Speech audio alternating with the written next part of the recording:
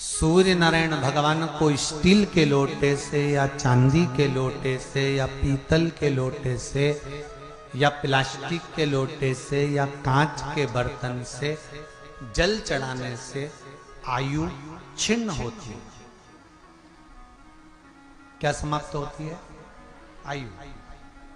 और सूर्य नारायण भगवान को अगर तांबे के लोटे से जल दिया जाता है तो आयु की वृद्धि होती है, और दिन भर में अगर कोई काम अटकने वाला है तो वो काम का रास्ता खुल जाता है और शरीर की बीमारी समाप्त हो जाती है। शरीर की बीमारी समाप्त हो जाती है। अंतिम क्षण तक जब मौत तुम्हारे दरवाजे पर आए, तुम्हारी उम्र जब पूरी हो, तब तक भी तुम बीमार नहीं पड़ो, उसके लिए एक काम चालू कर दो।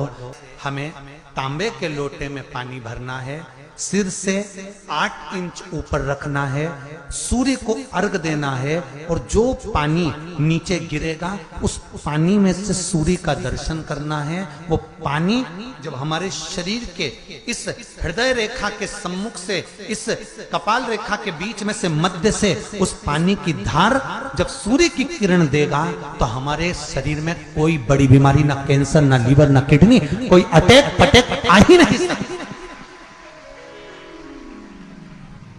मेरा बच्चों से भी निवेदन है कि आप अपने पापा से कहो, आप अपनी मम्मी से कहो, और बड़ों से निवेदन है वो अपने बच्चों से कहो।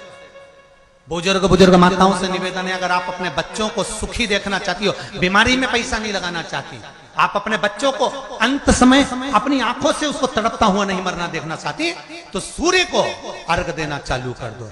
क्योंकि सूर्य की किरण जल के साथ जब इस शरीर पर पड़ती है तो शरीर में कोई बीमारी टिक ही नहीं सकती। ये श्रीमद् शिव महापुराण की कथा कह रही है। ये ज्योतिष शास्त्र कहता है, रंग शास्त्र कहता है।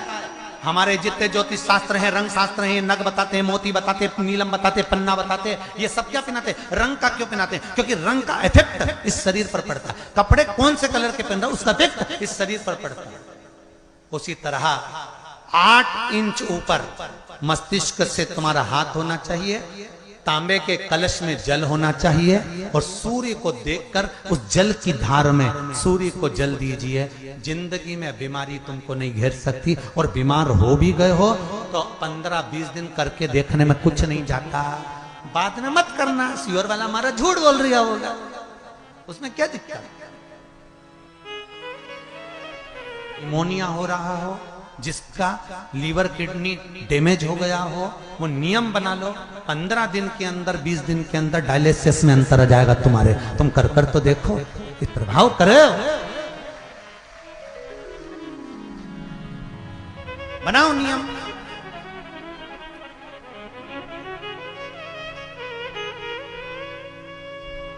जिस नारी को रजोधर्म से जुड़ी हुई या गर्भाशय से जुड़ी हुई कोई बीमारी हो गई हो, वो नारी भी सूर्य को जब अर्घ दे तो उस जल को बिल्कुल स्लो एकदम धीरे धीरे गिरा, एकदम धीमा धीमा, जल्दी जल्दी पानी उंडेल के मत आना।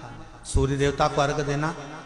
हो सकता है तुम लोग इसलिए भी नहीं दो कि लोग हंसेंगे, शर्म करेंगे, तो दुनिया हंसे, जब हॉस्पिटल में पड़े रहोगे तब नहीं हंसेंगे कि कमा कमा के मर गया, ले यहीं छोड़ दिया। जब भी तो लोग हंसेंगे। तो उससे अच्छा है दुनिया आग लगे बस्ती में, अरे अच्छे से बोलो जरा, आग लगे बस्ती में, अपन रहो मस्ती में। और एक निवेदन हो रहे, जो ये बात कही है इसकी क्लिपिंग आप काट लेना और सारे के व्हाट्सएप पे भेज देना। लोटा तांबे का जल सूर्य नारायण को देना है इस शरीर के लिए, क्योंकि हमने परिवार के लिए बहुत करा, अब अपने लिए करना है। कोई पैसा लग रहा है? अरे बोलते जाओ। सियोर वाले महाराज ने तुमसे धन मांगा? नहीं। पैसा मांगा? नहीं। इसमें तुम्हारे अगर प्राण बचेंगे तो सियोर वाले महाराज का कोई भला होगा? नहीं। भला किसका होगा? तुम्हारी पत्नी का सौभाग्य अमर होगा, तुम्हारे बच्चों का पिता उनके सामने होगा, और माँ उसके सामने होगी। तुम्हारे लिए कर लो, या हमारे को कुछ नहीं चाहिए, तुम तो तुम्हारे लिए करो।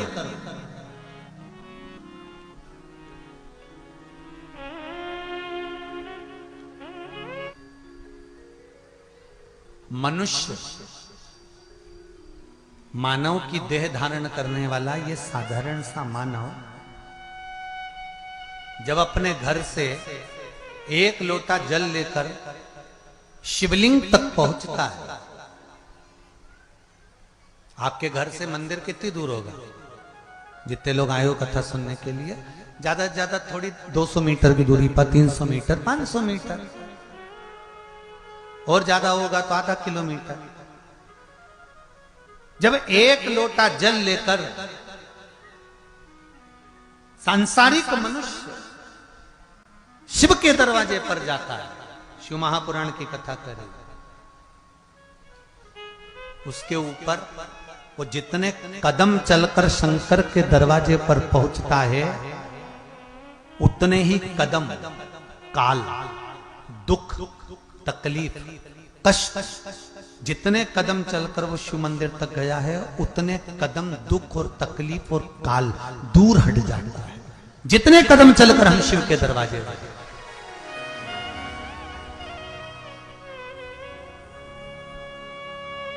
अच्छा, एक प्रश्न और अड़ता है, एक प्रश्न और खड़ा हो जाता है कि रावण, अब संसार का कोई भी मनुष्य एक दिन में 3.5 करोड़ बार भगवान का नाम नहीं ले सकता।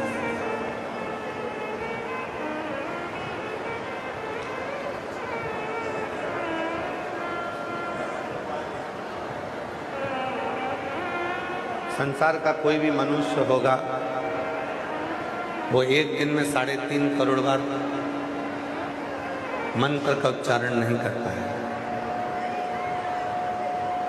मंत्र जप नहीं करता।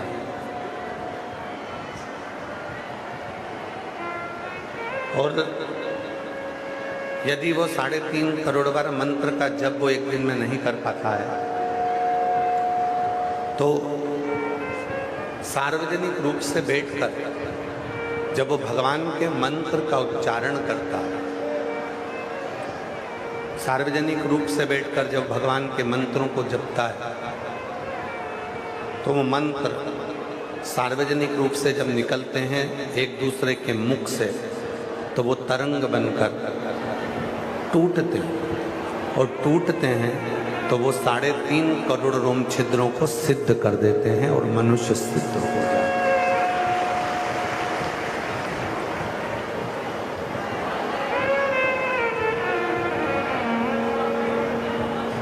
3.5 करोड़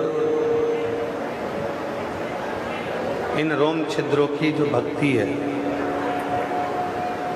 3.5 करोड़ जो रोम छिद्र हैं, इन रोम छिद्रों का जो स्मरण है,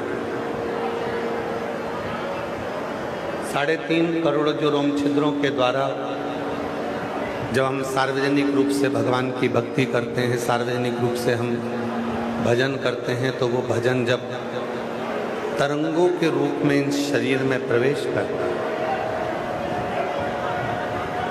तरंगों के रूप में जब इस शरीर में जाता है, तो एक हमको अलग से शक्ति,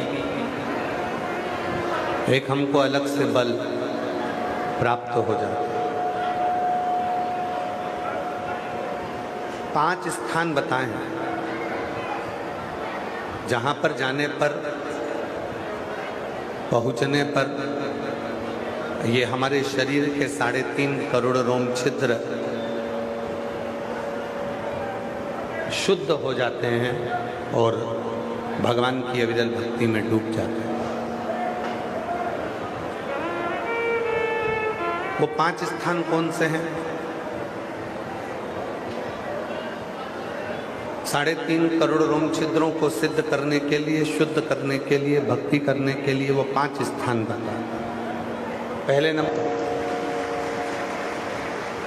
संसार के प्रत्येक मनुष्य को एक चीज सीखना चाहिए।